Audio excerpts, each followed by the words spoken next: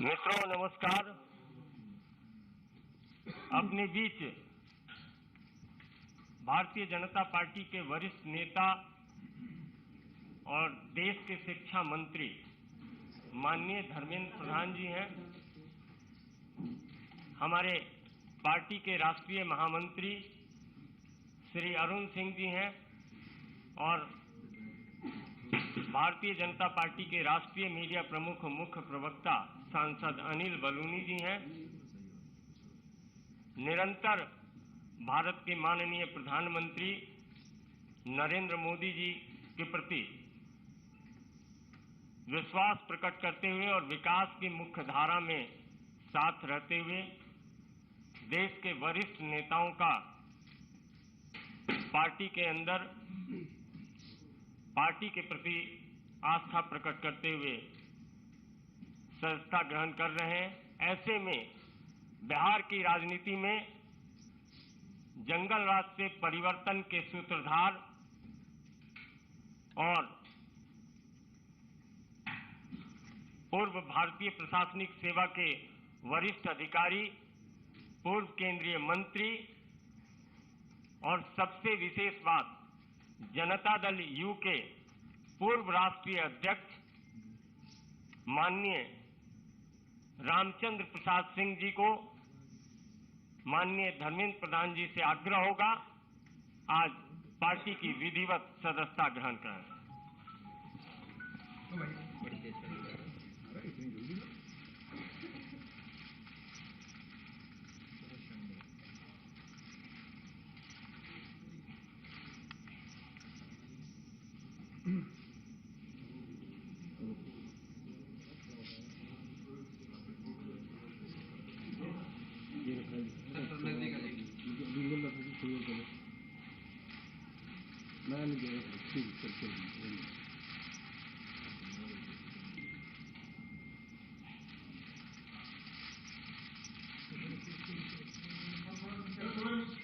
Sir face से हो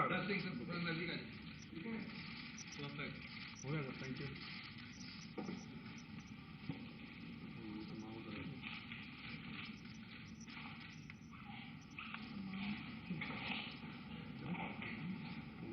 मेरा विनम्र निवेदन है माननीय धर्मेंद्र प्रधान जी से कि आप संबोधित करें। माननीय धर्मेंद्र जी। धन्यवाद संजय जी। मित्रों, मैं भारतीय जनता पार्टी में औपचारिक रूप में आदरणीय श्री आरसीपी सिंह जी को स्वागत करता हूं। आरसीपी सिंह जी आज से प्रधानमंत्री नरेंद्र मोदी जी की नेतृत्व में, आदरणीय जगत प्रकाश नड्डा जी की नेतृत्व में भारतीय जनता पार्टी की एक कार्यकर्ता के नाते काम करेंगे। मित्रों, संजोग से मेरा भी कुछ दिन बिहार से संपर्क रहा। मैं बिहार की भारतीय जनता पार्टी की कार्यकर्ता के रूप में काम किया, जिसके बारे में संजय जी ने उल्लेख किया। बिहार में एक कानून की राज स्थापित हो, बिहार में विकास हो, बिहार में महिलाओं की सुरक्षा बढ़े, नागरिकों की सुरक्षा बढ़े, नौजवानों को अवसर मिले, इस प्रकार की राजनीतिक मुद्दे पे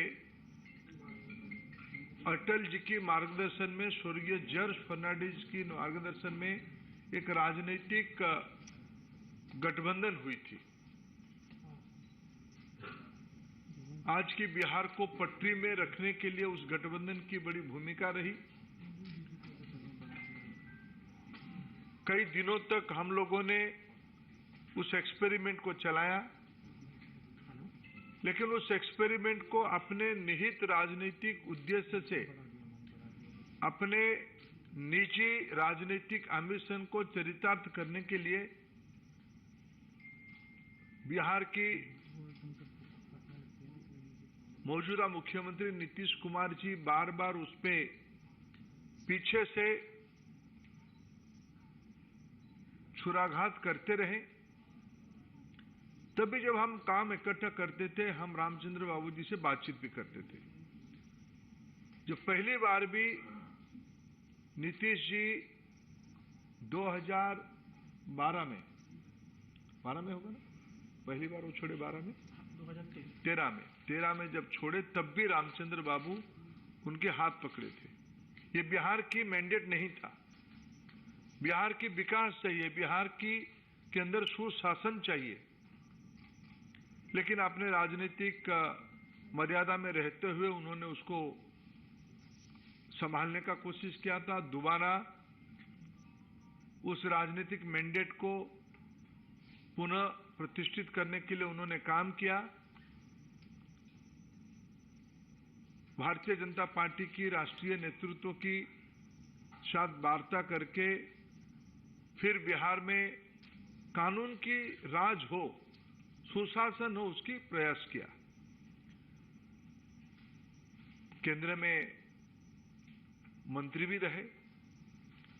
मंत्री रहने के पहले भी मैं जितना रामचंद्र बाबू को जानता हूं, कुछ विषय में रामचंद्र बाबू अपने आप एक मूल्यों के साथ खुद को बार बार जोड़ा। संसद कई प्रकार के विचार की एक मंच होता है। मैंने रामचंद्र बाबू को भाषण करते हुए बार बार देखा, इस देश के बुनियादी मुद्दों पे, विशेष करके किसानों के मुद्दे पे, पूर्व भारत के मुद्दे पे, देश की पिछड़े समाज की हितों की रक्षा करने के मुद्दे पे और राष्ट्रीय स्तर पे सरदार वल्लभ भाई पटेल की अस्मिता के बारे में कभी बात हो, कभी भी चर्चा हो, उसमें रामचंद्र बाबू मुखर होते थे। उस समय में वो दल नहीं दिखते थे, एक कॉज के साथ खुद को आइडेंटिफाई करते थे। मैं निश्चित रूप में बिहार की जो वर्तमान राजनीतिक स्थिति है और आरसीपी सिंह जी की ख्याति है, जनता दल यू को एक राजनीतिक प्रक्रिया करके आज की जो रूप उनकी है उसको खड़ा करने में आरसीपी सिंह जी की बहुत बड़ी भूमिका रही है। एक प्रकार से भारतीय जनता पार्टी की जैसे एक संगठन मंत्री की भूमिका रहती है, पीछे से चीजों को मजबूती से रीढ़ की हड्डी की तरफ वो उसको संभाले थे। जो बिहार में अति पिछड़ों की प्रयास चली, प्रयोग चली, उसके पीछे उनकी वैचारिक स्पष्टता के साथ उसको संगठित करने में बड़ा भूमिका रहा है। मैं बिहार में काम किया हूं। पंचपोनिया समाज में रामचंद्र बाबू जी की पहचान और प्रवेश मैं खुद एक कार्यकर्ता रूप में जानता हूं। अति पिछड़ों में क्या विश्वसनीयता आरसीपी सिंह जी की है मैं जानता हूं। ऐसे एक नेता को आज प्रधानमंत्री जी के नेतृत्व में हमें शामिल करते हुए गौरव होता है। आरसीपी सिंह जी की बिहार में भारतीय जनता पार्टी में योगदान करना पार्टी को वहां और मजबूत करने में निश्चित रूप में मदद होगा। हम लोग सफल होंगे। मैं आरसीपी सिंह जी को पुनः बीजेपी में स्वागत करता हूं और निश्चित रूप में उनकी सेवा पार्टी के लिए सकारात्मक रहेगी। मेरा विनम्र निवेदन है, जनता दल यू के पूर्व राष्ट्रीय अध्यक्ष जिन्होंने अभी अभी पार्टी की सदस्यता ग्रहण की है, ऐसे माननीय श्री रामचंद्र प्रसाद सिंह जी से आपको संबोधित करें। माननीय रामचंद्र प्रसाद सिंह जी। बहुत बहुत धन्यवाद संजय जी। आदरणीय धर्मेंद्र प्रधान जी, आदरणीय अरुण सिंह जी, आदरणीय अनिल बलूनी जी, यहाँ मीडिया के सभी साथीगण, मेरे लिए यह बहुत ही गौरव और गर्व का क्षण है कि आज मैं भारतीय जनता पार्टी की सदस्यता ग्रहण किया हूं। इसके लिए सबसे पहले तो मैं माननीय प्रधानमंत्री जी को, पार्टी के राष्ट्रीय अध्यक्ष आदरणीय नड्डा जी को, गृह मंत्री आदरणीय अमित शाह जी को, और जिनके हाथों से आज मैंने सदस्यता ग्रहण किया, आदरणीय धर्मेंद्र प्रधान जी के प्रति आभार प्रकट करता हूं कि मुझे आज यहाँ उन्होंने सदस्यता ग्रहण करवाया। और मैंने इसलिए अपना बताया कि गौरव की बात है कि आज आप देखिए, विश्व की सबसे बड़ी आबादी का देश भारतवर्ष है, सबसे बड़ा लोकतंत्र भारतवर्ष है, और इस भारतवर्ष में सबसे बड़ी जो पॉलिटिकल पार्टी है, जो राजनीतिक दल है, वो भारतीय जनता दल है, भारतीय जनता पार्टी है। और इसकी सदस्यता ग्रहण करने में सचमुच अपने आप में गौरव महसूस होता है। और जितनी बात कह रहे थे अभी धर्मेंद्र जी, अभी मैं सुन रहा था, रोज मैं सुनता रहता हूं, आज भी आप सुनते रहते हैं, जो हमारे पहले नेता थे वो क्या बोलते हैं कि देश में कोई काम नहीं हो रहा है। हमने कई बार उनको आईना दिखाने की कोशिश की कि अगर कोई काम नहीं हो रहा है तो नीतीश बाबू ये बताएं कि आज भारतवर्ष दुनिया में 5वीं सबसे बड़ी अर्थव्यवस्था है, ये कैसे हुआ? ऐसे तो नहीं हुआ। आज अभी मैं आया यहां, उसके पहले मैं देखा मुंबई में उनका प्रेस कॉन्फ्रेंस चल रहा है, बड़ी बड़ी बातें कर रहे हैं। गए किस काम के लिए? जरा सोचिए कि देश कहां चला गया और बिहार आज भी कहां है। पहले क्या बात करते थे वो? जब भी उनके पास जाइए कहेंगे मैं बिल्कुल क्राइम के खिलाफ हूं, करप्शन के खिलाफ हूं। उनको सी शब्द से बड़ा प्रेम रहता है, लेकिन सी से चेयर भी होता है, तो कुर्सी के लिए ही आजकल सब काम में लगे। आप बिहार में चले जाइए साहब, बता रहे थे धर्मेंद्र जी कितनी मेहनत की गई थी जब 2005 में सरकार बनी थी एनडीए की, किस प्रकार से वहां कानून का राज स्थापित किया गया था, किस प्रकार से सब व्यवस्था की गई थी। और आज बिहार में जाइए, सब तार कतार हो गया। 2005 से भी बुरी स्थिति होगी कैसे नहीं साहब? आप एक मुख्यमंत्री का नाम बता दीजिए पूरे देश में जो 3 दिन में 3 प्रदेश में है। एक दिन उड़ीसा में, दूसरे दिन झारखंड में, तीसरे दिन महाराष्ट्र में। किस काम के लिए है? बिहार की जनता ने उनको मैंडेट दिया था, बिहार को विकसित प्रदेश बनाएंगे, बिहार में जो बेरोजगारी है उसको खत्म करेंगे, बिहार के जो बेरोजगार नौजवान उनको नौकरी देंगे। और आप लगे हुए कहां हैं? कहते हैं साहब मैं तो सबकी एकजुटता कर रहा हूं, विपक्षी एकता कर रहा हूं। नीतीश बाबू, आप बार बार इतिहास की बात करते हैं, इतिहास भूलिए मत। हमेशा जब भी ये लोकसभा का चुनाव आता है, 2019 को याद कर लीजिए, उस समय भी साहब विपक्षी एकता की बात चली थी। 2019 में आप देखिए यूनाइटेड इंडिया करके रैली कितनी बड़ी बड़ी हुई थी। लेकिन आप क्या एकता करिएगा? आपका नेता कौन है? बिना नेता को एकता होता है क्या? नेतृत्व कौन करता है? और इस देश का जरा दुर्भाग्य देखिए साहब, जब 1989 के बाद से देखिए 2004 तक कितने प्रधानमंत्री हुए, कितने वर्षों में देश की स्थिति क्या हो गई? देश का सोना भी बाहर गिरवी रखना पड़ा था। और आज भारत G20 का प्रेसिडेंट है। मैंने जैसे पहले भी कहा, 5वीं आर्थिक पावर है, और प्रधानमंत्री जी ने इस देश की एक पहचान दुनिया में दिया है। तो ये गौरव का सबके लिए विषय है।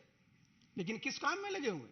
बिहार को आगे नहीं ले जाना है, बल्कि जो मैं बार बार कहता हूं कि लोग उनको बोल देते हैं पीएम। तो मैं इस बात को कहा था कि नीतीश बाबू अब पीएम थे, पीएम हैं और पीएम रहिएगा। लेकिन पीएम का मतलब क्या होता है? पी मतलब पलटी, एम मतलब मार। पहचान क्या बनी है? बताइए साहब, कितने बार आपने विश्वासघात किया है? तो ऐसे साहब समाज का और देश का कल्याण नहीं होता है। तो मैंने इन सब चीजों के मद्देनजर मैंने तय किया कि मैं उस पार्टी का मैं राष्ट्रीय अध्यक्ष भी था। बिहार में उस पार्टी को मैंने गांव गांव तक पहुंचाया, जितने बूथ है वहां तक पहुंचाया। आज क्या स्थिति है? सब जितने कार्यकर्ता हैं सब हमसे पूछते हैं सर कुछ निर्णय लीजिए। आज निर्णय हुआ है, आप देखिएगा बिहार में नीतीश बाबू का कुछ नहीं बचेगा जी। अपने रहेंगे, उनके राष्ट्रीय अध्यक्ष रहेंगे, और जिसको मैं भुंजा पार्टी कहता हूं वो रहेंगे। बाकी सारा का सारा बिहार चाहता है कि केंद्र में जिस प्रकार से आदरणीय नरेंद्र मोदी जी देश के गरीब लोगों के लिए काम कर रहे हैं, उसी प्रकार से बिहार में भी काम हो। अब वो बताते हैं कि साहब गरीबों को कोई काम नहीं होता।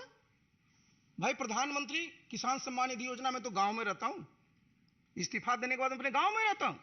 किसी समाज का हो, किसी धर्म का मानने वाला हो, सबके खाते में 6,000 रुपया जा रहा है कि नहीं जा रहा है? सबको महीने में प्रति व्यक्ति 5 किलो अनाज मिल रहा है कि नहीं मिल रहा है? ये क्या है नीतीश बाबू? ये साधारण उपलब्धि है।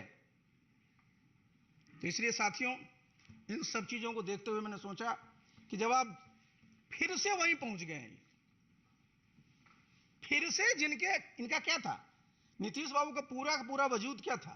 इन्होंने संघर्ष के खिलाफ किया था, आरजेडी के खिलाफ, और आज उन्हीं गोद में बैठे हुए हैं और कह रहे हैं आजीवन वहीं रहना है। तो मेरे ऐसा व्यक्ति के पास आस्था क्या था? मैंने 6 अगस्त को इस्तीफा दिया था और आज 11 मई को मैंने भारतीय जनता पार्टी की सदस्यता ग्रहण की है। बस भगवान से मैं यही प्रार्थना करूंगा, मुझे ताकत दें और मैं पूरी अपने सामर्थ्य के साथ इस दल की, इस देश की और प्रदेश की सेवा कर सकूं। बहुत बहुत धन्यवाद। बहुत बहुत धन्यवाद। नहीं